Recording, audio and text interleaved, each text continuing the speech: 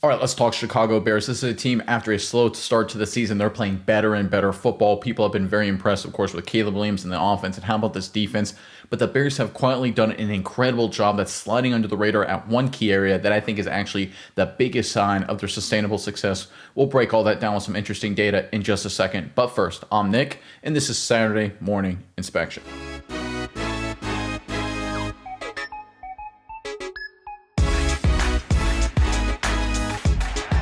All right, the Chicago Bears, after an 0-2 start, a lot of people were like, I don't know, a little bit of a slow start to the season, and they've been building momentum ever since, playing better and better and better football, right? And a lot of people look at Caleb Williams and his growth and his performance, and we'll take a look at that in a second too. He's been playing very well in this Ben Johnson offense, as you would expect. The defense outstanding with the takeaways, especially during this winning streak. They've been fantastic. But those things grab the headlines, those things get the attention. But the long-term sustained success pattern for the Bears, and this is what Ben Johnson brought to Chicago and is trying to bring to Chicago, is the running game first and foremost. And that's where the improvement has really exploded for Chicago. But the interesting thing here for the Bears, and we'll get to the data in just one second, is nothing has really changed. Right, they're starting a second-year Theo Benedict tackle, a guy not exactly a first-rounder, right? Not exactly a $50 million man. That was a change on the O-line. Kyle Monangai getting more touches, getting more carries. Colson Loveland, getting a few more snaps. Those are, Monangai is what, a seventh-round pick, right? That doesn't really or shouldn't change anything at least. And I would say he's been a good player, and Benedict's done some good things. Did a film review of both those guys this week. You should check them out if you haven't seen them already.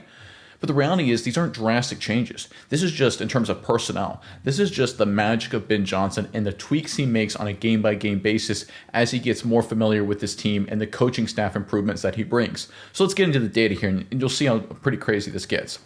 So this is the running game improvement just on a productivity basis on a rushing yards. And you can see week 1 against Minnesota, week 2 against Detroit going up the chart here. And by the way, all these graphics are per True Media, great analytics company. We love working with them here over at SMI. Just want to give them a shout out for all the great work they do. It's a phenomenal platform. But you can see here, looking at the rushing yards, 119, 134, okay, then a dip against Dallas, and then a dip against Las Vegas, and then a real explosion against the Commanders, a season high in rushing yards, and then a massive pop against the Saints with a massive 222 rushing yard total. So we're seeing improvement, right? The general trend line is certainly in the positive direction, right? Back-to-back weeks, they've set season highs in rushing yards. Okay, let's keep going. How about yards per carry, right? Maybe are they just running the football more, right? That could happen, right? There's some teams, you run the football 60 times, you get, 150 yards. I played triple option football in college, right? We were always a team that was near the top of the conference in the country in rushing yards. That's because we threw the ball 5 times a game. That helps a little bit, right? But you'll notice the yards per carry, both improving, right? 4.6, 5.0 the first 2 weeks, not bad. Drop off against Dallas and Las Vegas, but then 2 really good, very similar games. 5-4 against Washington, 5-5 against New Orleans on a yards per carry basis. Good job there. We're seeing the improvement, right? You can see the trend right in front of you guys on the screen. All right, let's keep going. Let's talk about advanced analytics. Let's talk about running game improvement on an EPA basis, right? Yards per carry is an efficiency. Total yards is raw production. EPA, expected points added. That's an analytical formula that looks at basically a success rate of a play. So, for example, if a play scores a touchdown, its EPA, the expected points added on that play, is 6, right? You scored. If you throw a pick 6, that's -6, and everything in between, right? So it's one of those things where, for example, if you have a 3rd and 15 run and you run it up the middle and you get 10 yards, you get 10 total rushing yards, 10 yards per carry, but now you're punting. That's not adding too many points to your total. But let's look at the EPA as the season progresses. So week 1, negative EPA running the football, kind of what I alluded to there, -5.2. Detroit, very similar, -8.9. A little bit better against Dallas, but still in negative, -1 there, essentially -0.98. Against the Raiders, not very good, -2.36. Then against the Commanders, things spike in the positive direction, 3.6. And then against New Orleans, really continue to grow, 7.3. And again, this is the running game, guys. We're not talking about, trick plays that Ben Johnson, people love to talk about. We're not talking about Caleb Williams doing freakishly quarterback-y Caleb Williams things, right? This is the running game. This is basic, at least should be, basic stuff. In fact, you can make an argument the Bears having to turn to more 7th-round pick, Monangai, and a unproven second-year tackle from Canada, Benedict. You can make an argument that turning to those guys should theoretically have hurt the running game a little bit. Actually, they've gotten a lot better, and that's Ben Johnson, and that's the coaching. And when you dive deeper into more data, it gets even more interesting, right? Let's pull up this next graphic. The passing game on an adjusted net yards per attempt basis hasn't changed. Adjusted net yards per attempt is just passing yards per attempt, and it just weights, interceptions, touchdowns, and things like that. It just throws a little weighting in there, right? It's just a way to look at how efficient you are as a passing team. And you can see the Chicago Bears have been pretty consistent across the board, right? The one outlier was against that Dallas defense, which we know was quite terrible. So, I mean, that makes sense. But if you take that away, right, they kind of have been between 4 and 6, right? The Commanders were 7.5, but really they've been basically kind of range bound between 4 and 6, and that really hasn't changed.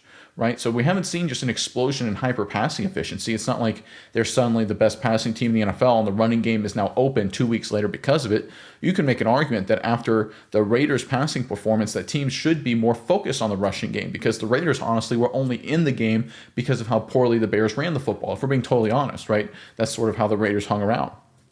But despite the passing game, again, haven't really changed against Washington, against New Orleans. The running game, meanwhile, has improved. It speaks to coaching. It speaks to Ben Johnson. It speaks to the players as well. All right, and how about the other factor to consider here? How about the idea of explosive runs? And this can skew rushing statistics, right? It can skew any statistic, right? If you have a rushing day and you run 30 times for 90 yards, it's not a good day. But if on the 31st carry you run for a 90-yard touchdown, you'll end the day with 31 carries for $180. That'll be 6 yards per carry, 180 rushing yards. You look like the best running team in football, when in reality, 90% of your carries, 30 of them, right, went for more than 90%. If you do the math, 97% of your carries went for an average of 3 yards per carry. Not great.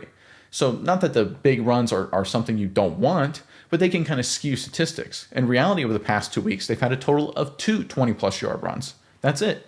And none of these were like 50-yarders. None of these were like 60-yard backbreakers. They were, they were explosive plays, but they weren't like Tony Dorsett. They weren't Gale Sayers running 80 yards, for huge touchdowns, right? So again, there's been a lack, not necessarily in a bad way, you'd like it, but there's been a lack of big running plays to potentially skew the statistics. And despite that, they've improved dramatically.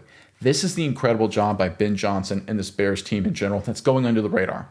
Listen, getting a bunch of takeaways on defense, that's great. That's not sustainable, right? Takeaways kind of come and go in bunches, right? I think over their 4-game winning streak, they've had 15 takeaways, right? That's an incredible run. But over an entire season, if you were to extrapolate that out, that's like 64 takeaways, right? That would be, more than double what was first place, or about double what was first place in the NFL last year, right?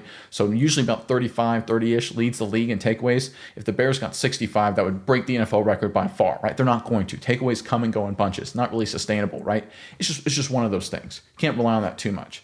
The same thing with you can't rely on playing a disastrous Cowboys passing defense, for example, to have an outlier offensive game, right? You just can't, right? You're going to play a bad defense now and again, but that's obviously not going to happen every Sunday. What is sustainable? It's running the football.